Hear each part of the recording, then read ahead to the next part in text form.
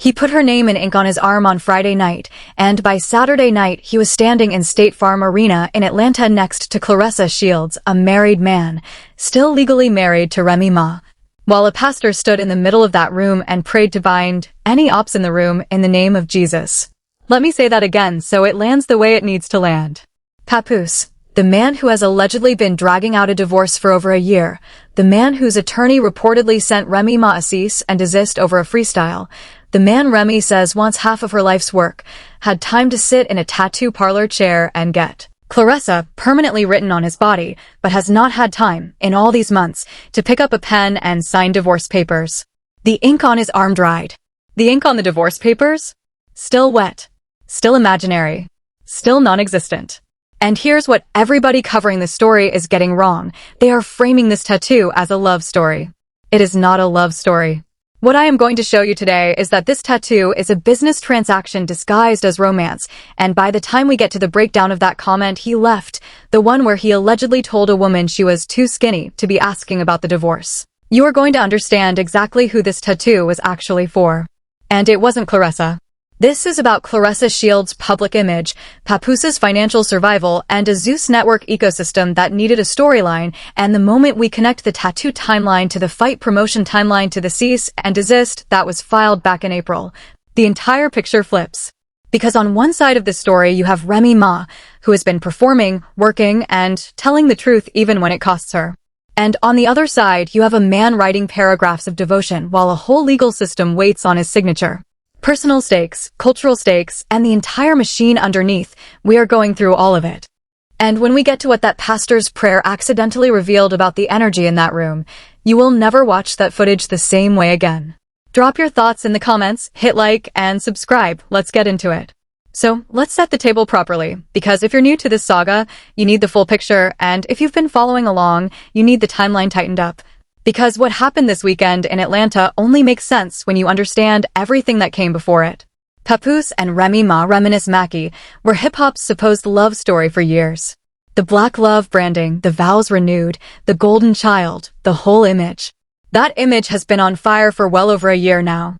Their separation became public, and then it got ugly in the most public way possible because Papoose's relationship with Claressa Shields, two-time Olympic gold medalist, multi-division, undisputed champion, the self-proclaimed GWOT of women's boxing, went from rumor to confirmed to flaunted, all while, according to Remy Ma and reportedly backed up by the absence of any finalized decree, the divorce remained unfinished. Not filed and final. Unfinished. Remy has said, in public, on record, that Pap is stalling. She has suggested in interviews and in her music that the stall is financial, that this man allegedly wants half. Half of her earnings, half of what she built, from a marriage where, by her account, she was the one footing the bills for years. And then there's the music. Remy has been performing a freestyle, the one fans call WIFL, that goes directly at Pap and Claressa, and Papoose's attorney reportedly responded with a cease and desist, calling the lyrics profane and defamatory. That cease and desist, and this matters for later, was reportedly filed back in April. And Remy has kept performing the song anyway, at festivals, at appearances, reportedly even at Angie Martinez's event recently, where she allegedly said his name outright. So when the tattoo video leaked a couple days ago alongside chatter about that cease and desist, some of us immediately clocked the timing as PR, not passion. Meanwhile, Claressa Shields had the biggest stage of her recent career loading, a fight at State Farm Arena in Atlanta on Saturday, August 15th, against K. Scott, with a whole Zeus Network celebrity boxing card opening the evening. Ray J, Orlando Brown, reality TV faces everywhere, before the DAZN main card. So you have a fight that needs eyeballs, a network that needs storylines, a girlfriend who needs to prove to the internet that she is not being played, and a boyfriend who needs the world to stop asking why he's still married. Keep all four of those needs in your mind. Because every single thing that happened this weekend services at least one of them, and most of it services Papoose. So the question driving everything today is simple. Was anything we watched this weekend actually about love, or was all of it about image management? Let's go through the evidence. Start with the surface, the stuff anybody can go verify right now. Exhibit A, the tattoo video itself. Papoose posted footage of himself in a tattoo parlor getting Claressa inked on his arm, and the timing of the post, landing essentially on fight weekend, right before her walk to the ring, tells you everything about the intent. This was not a private moment. This was a content drop. And here's the detail that sent the internet into orbit: the placement and the size. Commenters on the Shade Room's post were ruthless and accurate. One wrote that the ink from the tattoo dried before the ink on them divorce papers, and another pointed out it looked small enough for an easy cover-up. That's not me being mean. That's the public reading of the public evidence. The Remy tattoo, the older one, on the lower arm, remains fully visible, reportedly uncovered, unlasered, untouched, sitting there like a monument. The new Claressa tattoo sits in a spot that a t-shirt sleeve covers. So the wife's name lives on the arm that shows, and the girlfriend's name lives on the arm that hides. Symbolism doesn't get much louder than that, and Claressa's name didn't even get the better real estate. Exhibit B, the fight itself. Claressa Shields beat Kay Scott, reportedly a stoppage around the 6th round, with Miss Hustle posting a congratulatory message that Claressa then reposted to her Instagram story. And listen, a win is a win. I'm not taking the win away. But let's be honest, analysts here. This was a fight she was favored to win, a fight many observers felt should have ended earlier than it did, and the promotion around it was stacked with Zeus Network personalities. Ray J fighting Orlando Brown on the undercard tells you exactly what kind of night this was. This was not a boxing purist's evening. This was a reality TV-adjacent spectacle with a real champion headlining it. The crowd included, per reports and social posts from the arena, Usher, Lotto, who was part of the walkout energy, and a pile of reality stars. Which raises the question the competitor commentary space has been asking all weekend. How many of those celebrities were there for Claressa Shields, and how many were there for the Zeus cameras? There's even a reported rumor from journalists on the ground in Atlanta that Monique, who had been doing PR for this fight on her own social media, initially had trouble getting into VIP, and a call allegedly had to go up to Claressa herself to get Monique and Johnny Blaze through the door. If that's true, think about what it says. Even the guest list was politics. Exhibit C, the belt moment. After the fight, at the presser, Claressa gave the belts back to Kay Scott. Footage courtesy of Fight Hype made the rounds, a sportsmanship gesture, the same kind of thing Terrence Crawford reportedly did after the Canelo fight last year. On its face, classy. But it sits oddly next to the weeks of "I'm taking her belts" talk, and it raises the obvious question. If you get your own personalized belt for winning anyway, the return is theater. Good theater, but theater. And Exhibit D, the comment. Under Papoose's tattoo post, a commenter wrote something genuinely gentle by internet standards. Take that same ink and sign the papers. Everyone deserves to be loved properly without limitations. Love wins. Praying emoji. And the response that came back from Papoose's account was, reportedly, "You too skinny to be writing comments like this." A direct attack on a stranger's body, in response to a comment about finalizing a divorce. That is the single most revealing artifact of the entire weekend, and we are going to break it down word by word before this video is done, because there is a real debate about whether Papoose even wrote it himself, or whether it came from someone else with access to that account. We'll get there. But first, and oh, do I have more? Because everything I just showed you is the layer the general public saw and scrolled past. What you have not seen yet is what the people inside that room were doing, the pastor's prayer that accidentally told on everybody, the club footage where the cameras went off and a certain someone's face went straight into his phone, and the reaction from the culture that has been building for months. And to the Pap and Claressa defenders who are already typing stay in those comments, because the next section was assembled specifically with you in mind, and I promise you are not ready for what the prayer footage actually shows on his arm. Let's get into the cultural layer, because this is where the weekend went from messy to genuinely strange. First piece, the prayer. Essence captured footage from the event of what appears to be a pastor praying over Claressa before the fight, beautiful moment on its face, thanking God for the victory, talking about her inspiring young people. And then the man said, and I'm paraphrasing the key line, "Any ops in the room, we bind it in the name of Jesus." Ops. In the room. The man of God looked around that room full of Claressa's friends, loved ones, and support system, and felt it necessary to spiritually address the opposition that he believed was standing among them.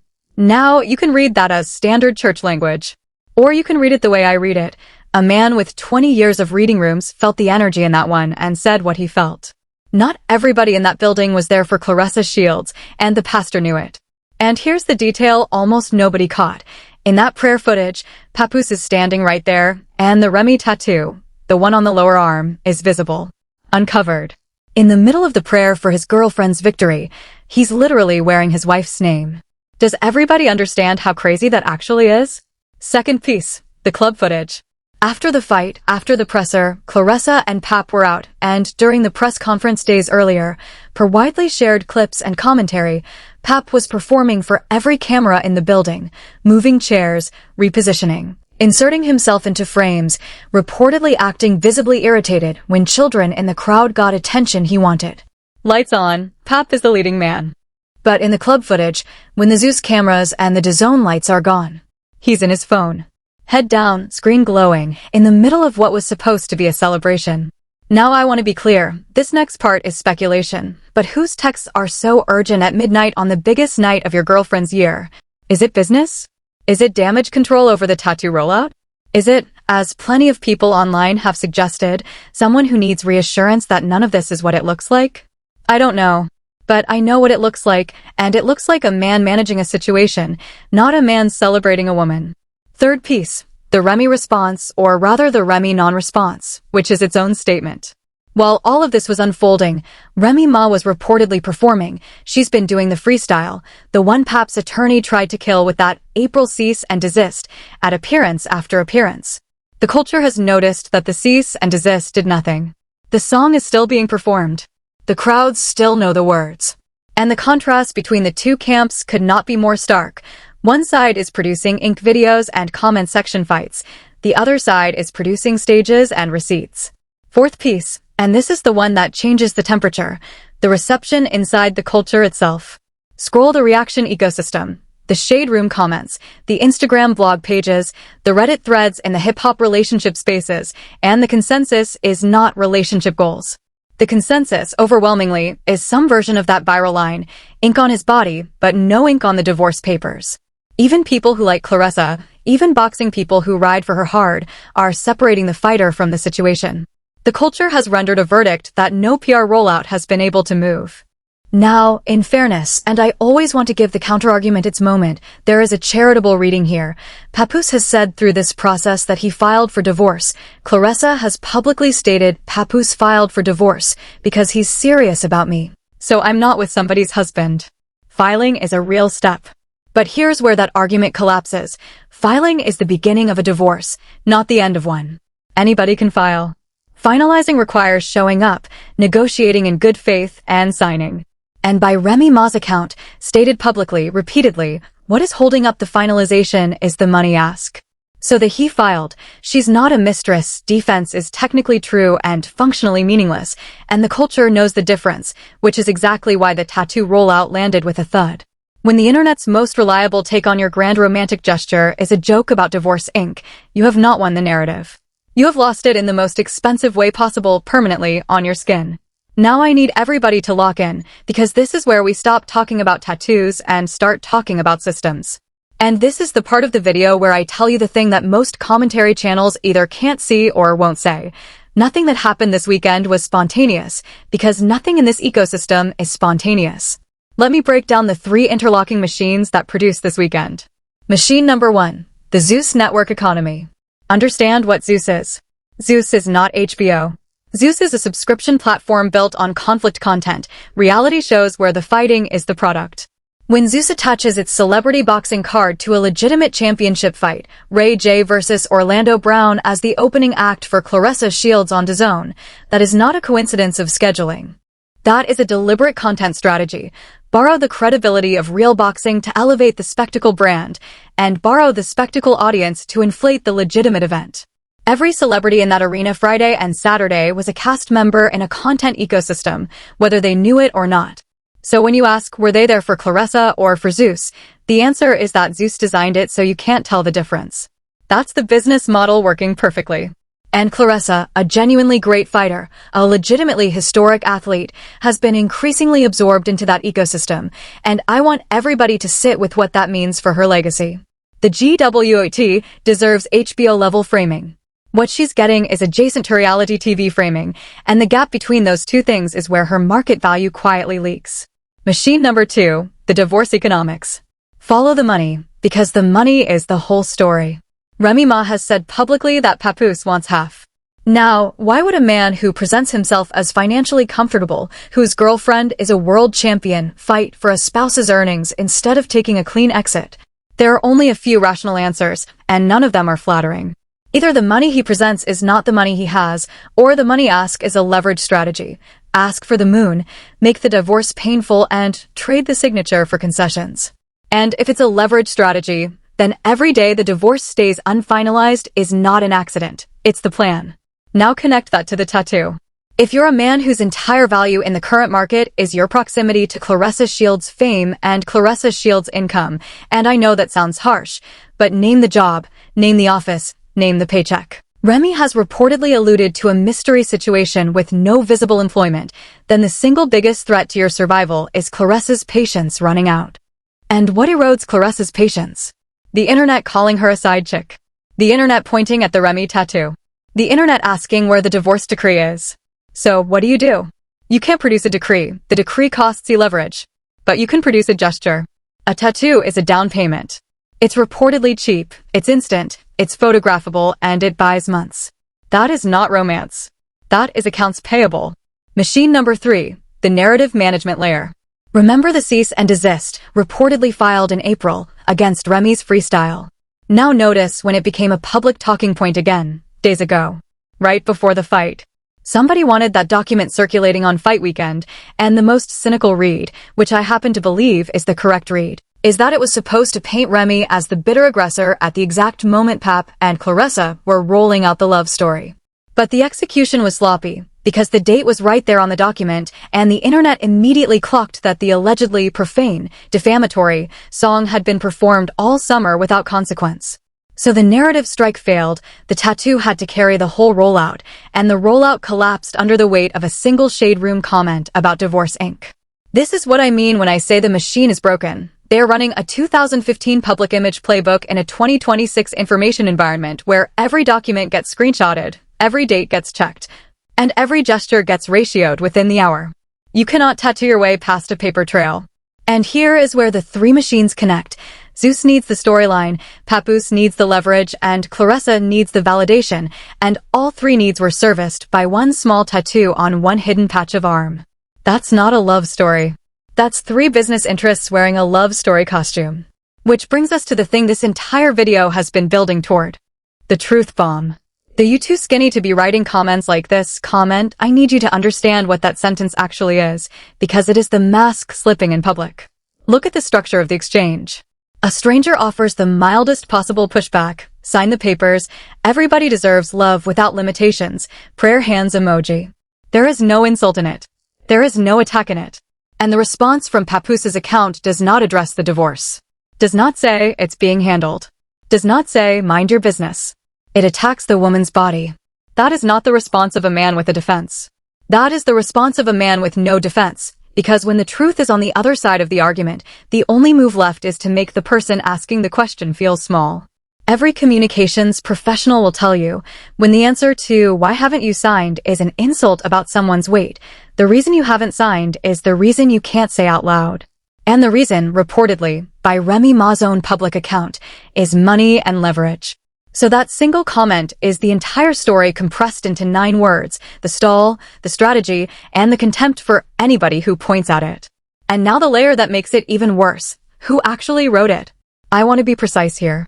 It is Papoose's account, and the legal and moral responsibility for what an account posts belongs to the account holder. But I will tell you what I think, and clearly labeled as my analysis. The internet immediately split on whether that comment sounded like Papoose or like someone else very close to that account. Because the specific move of attacking a woman's appearance in defense of this relationship has a certain fingerprint that people who have watched this situation closely recognized instantly. And either answer is damning. If Pap wrote it, then the good guy, black love, dissertation writing husband brand is confirmed as performance. The mask came off for 9 words. If he let someone else run his account into comment section fights about his own divorce during fight weekend, then he has fully surrendered the last thing he owns, which is his own voice. There is no version of that comment that is fine. And let me connect it to the prayer one more time, because this is the full circle moment. The pastor stood in that room and asked God to bind the ops in the room. What I've been asking myself all weekend is, what if the energy he felt wasn't coming from the crowd? What if the thing that needed binding was standing in the front row, holding his girlfriend's hand, with his wife's name on his arm and a stalled divorce in his back pocket? That's the reveal. The tattoo wasn't for Claressa. The tattoo was for the leverage. The comment wasn't defending love. The comment was defending the stall. And the whole weekend, the fight, the prayer, the club, the rollout, was a production staged by a man who needed the world to stop asking one simple question: where is the signature?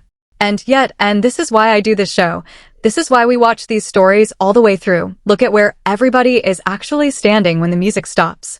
Remy Ma has spent this entire saga doing the one thing that cannot be faked: working, performing, letting the record correct itself. She didn't tattoo anybody's name. She didn't fight strangers in comments. She wrote one freestyle, stood on it, got a cease and desist reportedly filed against it in April, and kept performing it at festivals, at cookouts, at every stage that would have her, until the song became bigger than the legal threat. She told the truth about the money when it would have been easier to stay quiet. She told the truth about the couch, about the bills, about the stall. And every month that passes, another one of her allegations ages into accepted fact. That is what discipline looks like. That is what it looks like when a person has receipts instead of rollouts. Meanwhile, the other camp's crown jewel of the summer is a small tattoo in a covered spot and a 9-word comment attacking a stranger's body. One person in the story makes her case on stages in front of thousands. The other makes his case in a tattoo chair and an Instagram comment section. That is the whole story in one sentence, and the culture heard it, which is why the verdict in the comment sections everywhere, Shade Room, the blogs, the threads, has been nearly unanimous. Time is the only referee in these situations, and time is scoring every single round for the woman who just keeps showing up to work. So if you're a Remy supporter who's been frustrated watching the spectacle, hear me, it's already over. The decree will come, stalls always end, and when it does, there will be nothing left of the counter-narrative except an arm that now requires 2 cover-up appointments instead of 1. And listen, this is only the start, so let me tell you exactly what to watch for. First, watch the divorce filings over the coming weeks, because this kind of public pressure cycle has historically been the only thing that moves this situation forward. Every time the noise peaks, some document reportedly appears, and the noise is peaking right now. Second, watch Claressa's next move, because the GWOT has a business problem. Every news cycle about her is now a relationship cycle instead of a boxing cycle. And at some point the people managing her career are going to have to choose between the Zeus spectacle lane and the legacy lane. Those 2 roads are about to split, and which one she picks will define the next 5 years of her career. If you want to be here when either of those drops, you already know what to do. Subscribe, hit the bell, because I track every filing, every performance, every comment, every deleted post in this saga, and I was early on every single beat of this story. And if you thought this weekend was messy, wait until you see my next video, because there's a whole other thread I didn't touch today. What Claressa's camp has reportedly been saying privately about the money question, and why one specific person in her inner circle may be the real reason that tattoo happened when it happened. That one changes everything you think you know about who runs this relationship, and it's already uploaded and waiting for you. Click it, and I'll see you there.